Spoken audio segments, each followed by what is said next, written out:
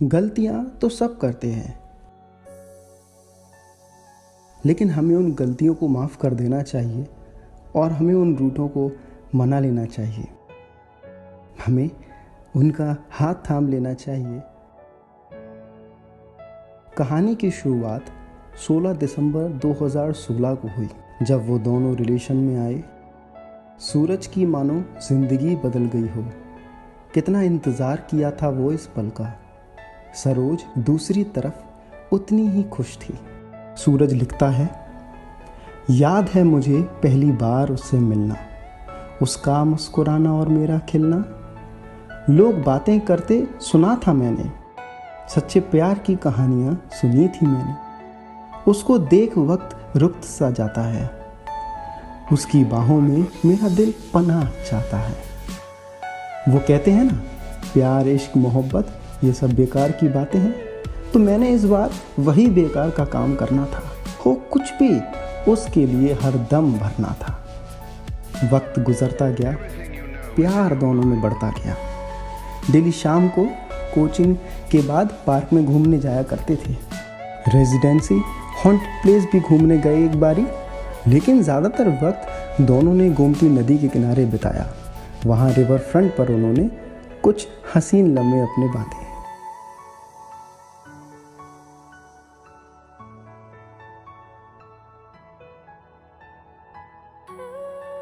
अपने प्यार की निशानी के तौर पर गोमती नदी के किनारे एक ताला बांधा और उसकी चाबियां वहीं नदी में फेंक दी। समय बहुत बीत गया। सूरज की जॉब लग चुकी थी और सरोज भी उसके साथ आगे बढ़ चुकी थी। दोनों अलग अलग शहरों में पहुंच गए, लेकिन प्यार में दूरियां प्यार को और गहरा बना देती हैं। जब भी याद आती सूरज ट्रेन पकड़कर पहुंच जाता उसके शहर। वहाँ उसके घर नीचे जाकर खड़ा हो जाता और बालकनी में वो आ जाती और फिर आंखों ही आंखों में बातें होती। घंटों कॉल पर एक दूसरे को देखकर बात करते। शर्ट बाहर निकली हुई, ऑफिस टाई यूं आधी लटकी हुई, बाल बिखरे हुए पर हिम्मत भरी हुई। मैं सोचता हूँ कि ऐसे ही ये वक्त यहीं थम जाए, थाम कर तेरे हाथ को दूर तुझे उड़ा ले चले घर तू साथ मेरे, बसालू नया जहां जहां की बातें रीति रिवाज छोड़ दूं सब से लड़कर तुझे अपना बना लूं मैं अब। और फिर ऐसे ही बात करते करते समय बीत जाता। वो ट्रेन पकड़कर घर आ जाता और वो अखियां मूंद कर उसको याद करने लगती। कुछ समय बाद सूरज ऑफिस फ्रेंड्स के साथ पार्टी करने गया। वहाँ उसके दोस्तों ने बियर वगैरह मंगा ली थी। ये उसका पहला एक्सपीरियंस था। दोस्त का बर्थडे था और उस दोस्त ने ज़बरदस्ती पिला दी थी। यूँ तो हर बात वो सरोज को बताता था, पर ये बात उसने छुपा ली थी। अब ऐसा कई बार हो गया। उसका मन किया कि अब वो बता दे सरोज को, लेकिन उसे डर था सरोज बहुत नाराज़ हो जाएगी। सरोज को ये ड्रिंक की आदत सबसे गलत लगती थी और वो सरोज को खोना नहीं चाहता था। एक बार ऐसे ही सरोज ने खुद ही पूछ लिया कि सूरज अपने मंथली एक्सपेंसेस बताओ। बताते बताते बात कब घूम गई पता ही नहीं चला और सूरज ने उसको सब कब बता दिया पता ही नहीं चला। अरे सरोज, ये बात मैं तुमको पहले ही बताना चाहता था, बहुत पहले से। ये दोस्तों ने ज़बरदस्ती शुरू कर दी है बियर, लेकिन सच मुझे पसंद नहीं है ये सब। मैं सरोज, हेलो सरोज, हेलो, क्या हुआ सरोज? कुछ बोलो तो सही सरोज, क्या हुआ? सरोज कब का फोन काट चुकी थी।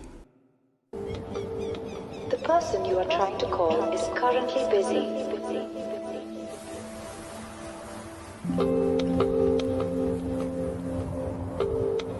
The person you are trying to call is currently busy.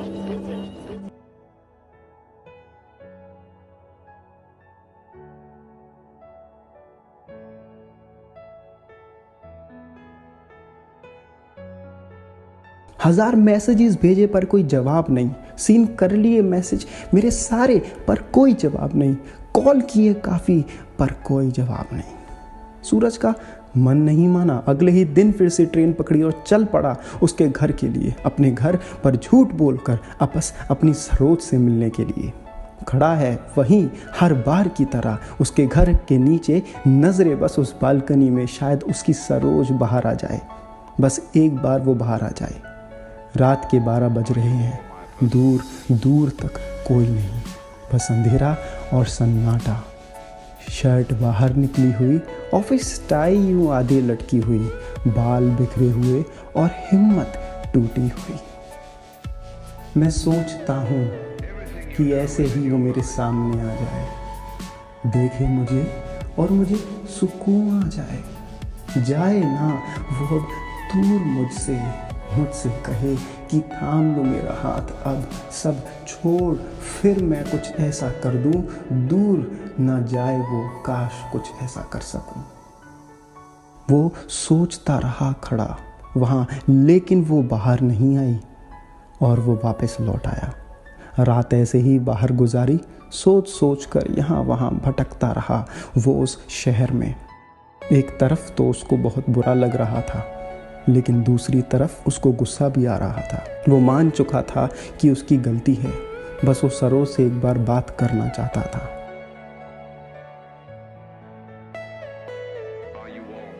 छोड़कर किसी और के पास चले जाना इतना दुख नहीं देता जितना सामने वाले की खामोशी मार देती है। कम से कम वो दूसरे के साथ खुश तो है ना, तो खुश फिर हम भी तो है ना।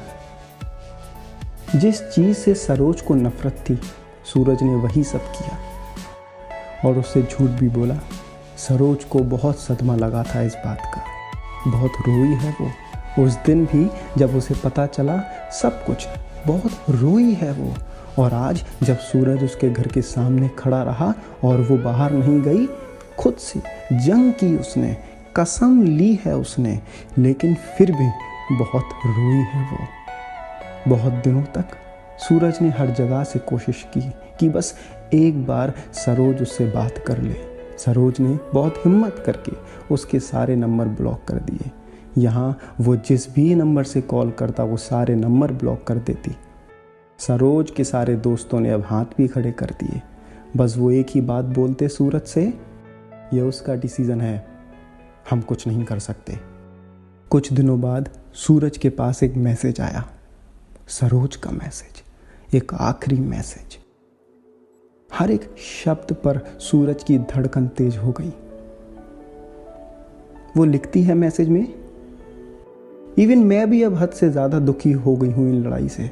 लखनऊ से गए अपना दिल भी ले जाओ, क्योंकि मैं ही इसके लायक नहीं हूँ। शायद और सब हैं, नादान हूँ तो वही सही, पर अब तुम्हें मनाने का मौका नहीं दूंगी, क्योंकि अब मैं रूठ कर नहीं बैठूंगी कभी। Good bye bye bye bye.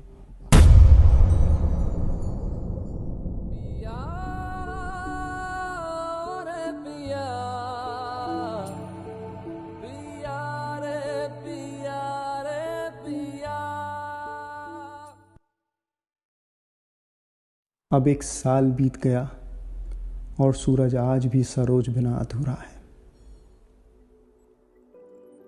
मैं सोचता हूँ कि ऐसे ही किसी सुबह में जागूं, जागते ही तुम्हारा मैसेज अपने फ़ोन में देखूं, देख मैसेज खुश हो जाऊं, जीना फिर से मुस्कुराना सीख जाऊं। सीखा तो सब कुछ तुमसे ही है, जो सीखा वो सब वापस कर जाऊं।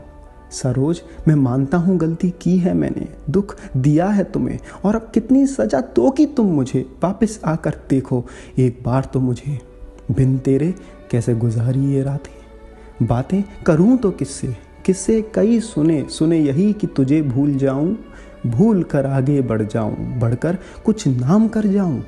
पर अब नाम में मेरा तेरा नाम नहीं। फिर यूँ अकेला बैठ जाता हूँ, गुमा कर जाता हूँ हर बात में, जब गम भर आता है तेरी याद में। मेरा आधा पौना इश्क पूरा ढाई कर दो, अपने नाम सहारे मुझे मुकम्मल कर दो। अपने नाम सहारे मुझे मुकम्मल कर दो।